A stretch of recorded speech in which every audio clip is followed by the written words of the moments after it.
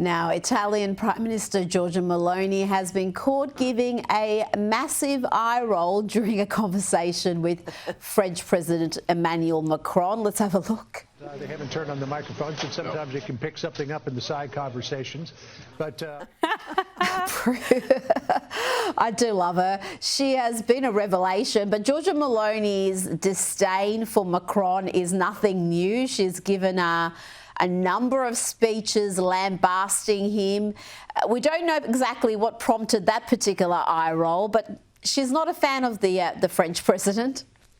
Well, the Frenchmen normally whisper sweet nothings. What he's done is whisper nothing probably in her ear of any relevance to her.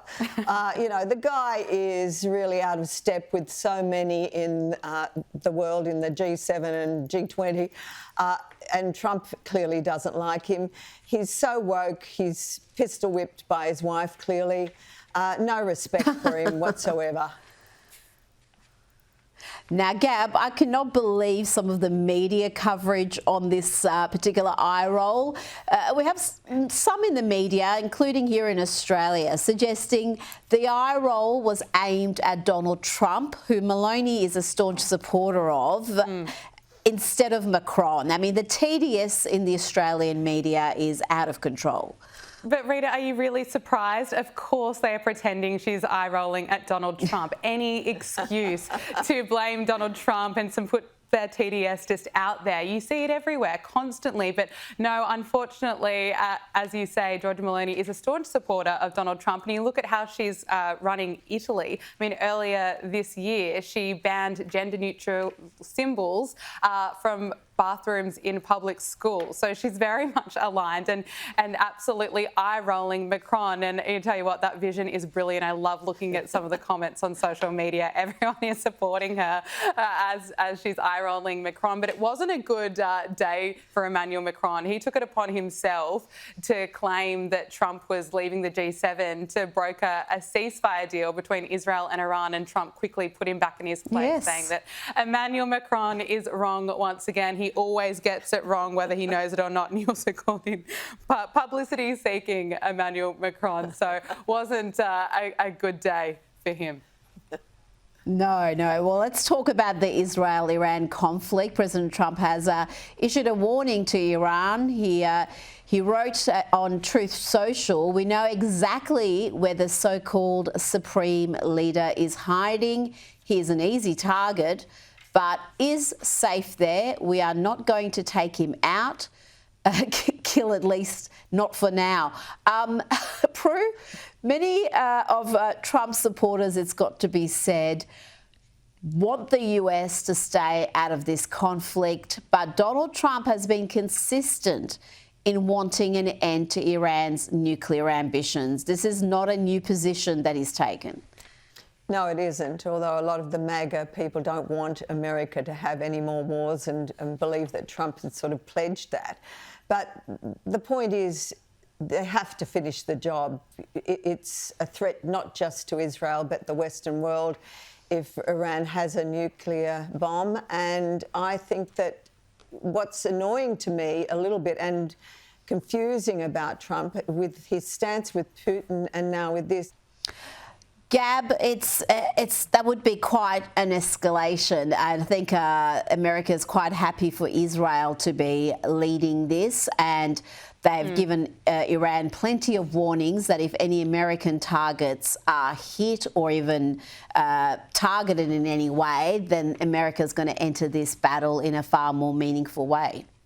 Absolutely, and President Trump has been consistent and upfront about this, and the matter of fact is Iran cannot have nuclear weapons. There are reports coming out of the US that the United States is considering joining Israel in striking Iran's nuclear sites, and we know that Trump is obviously issuing that warning to Iran, saying he knows exactly where Iran's supreme leader is hiding, and he's warned residents in Tehran to evacuate. evacuate. So we're seeing those images of just thousands of people evacuating Tehran now. And it's also interesting, Iran has banned government officials now from using mobile phones out of concerns that that is how Israelis have been able to track and target them. And Iran officials have also told their citizens to remove WhatsApp from their phones. As we know, Israel just has a pretty amazing intelligence, but it really appears to be escalating, and it appears that it is really at this critical point. We do know that Trump and Benjamin Netanyahu spoke on the phone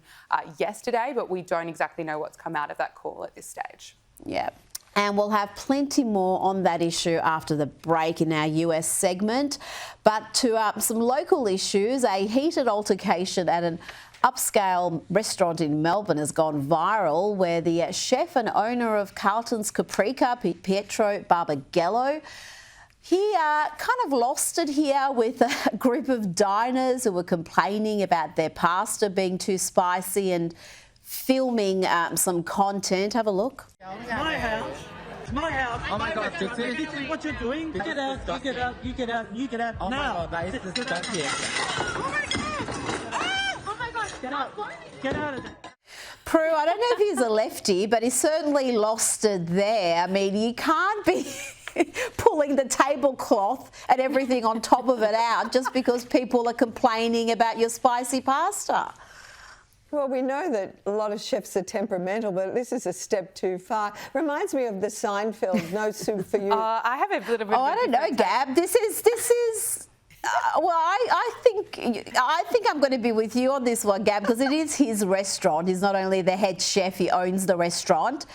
And Gab, I reckon people are going to actually just flock to this restaurant even more after seeing that. It's dinner with a show. Publicity is good publicity. I know this is going viral. Even the United States networks have picked this story up. But I have a bit of sympathy for this restaurant owner. He's in Melbourne, so he probably still has some trauma from living under the draconian lockdown laws, of course, because of Dan Andrews for years. So it's really not his fault that he has anger management issues. And who complains about pasta being too spicy? Surely everyone loves spicy pasta. So, you know, he's made it a lovely meal, and you've got some brats, whether they're teenagers or young adults, coming in trying to get some viral content for their TikToks. You know, I feel a little bit sorry for him. Maybe he took it too far, but I think you're right, Rita. I think he's going to find that people will be flocking to his restaurant. What happened to the customer's always right? That's clearly gone by the wayside. Well, yeah, I mean, pasta can be too spicy. You can go crazy with the chilli. I'm not saying that particular dish was, but come on. Now, before you two go, I've got to get a very quick take, 10 seconds each, on Meghan Markle, who's broken her silence on that infamous twerking video. We all saw her heavily pregnant twerking. She posted it on Instagram and got, I think, a backlash she wasn't expecting. Here's what she has had to say about the video. It's also a really great reminder that with all the noise or whatever people do, there's still a whole life, a real, authentic, fun life that's happening behind the scenes. I'm just grateful that now, being back on social as well, I have a place where I can share it on my own terms. Gab, I don't know about you, but that was anything but authentic 100%. as far as I was concerned. It's just so funny that she's so happy that she can get back on Instagram and post videos like her twerking while she's about to give birth, as opposed to being a working royal, because now she has the freedom to post as much on social media as she likes. But Rita, she needs to stop saying that she's so authentic. The more she says it, the less people believe it. And Prue, I don't have long, but I thought they fled the UK to protect their privacy. Well, you know, I mean, she hasn't got an authentic life, so I guess this is her one attempt of trying to be authentic. But it's pretty pathetic when you're sharing such an intimate moment as that. Well, then there's something seriously wrong with you. Gabriella Power, Prue McSween, thank you so much.